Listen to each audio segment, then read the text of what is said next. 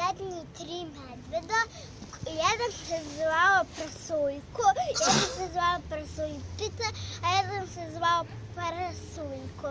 I oni nisu imali kuće gde će da žive, tek onda su odredili da naprave kućice. Jedan je napravio od drveta, jedan od slame, a jedan od cigala. Jedan je napravio od čvrstog materijala, pa tek onda je razgledao šta ima unutar kućice. Ima jedno cvijeće tamo, zove se Neven. Ono je bilo roze, jedno je bilo roze, jedno je bilo žuto.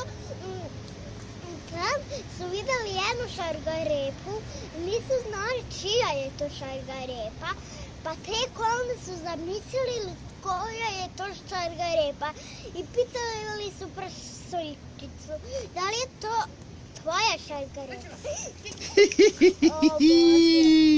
Ajde, vrati se na mesto. To nije bila tvoja šargarepa. Pitala je Prasuljka, da li je to tvoja šargarepa? Jeste. On je odgovorio jeste i on kaže, baci odmah u kantu za đubre. A on je kazao, neću da bacim u kantu za đubre. Hoću da se čuvam ovde na podu za svaki slučaj.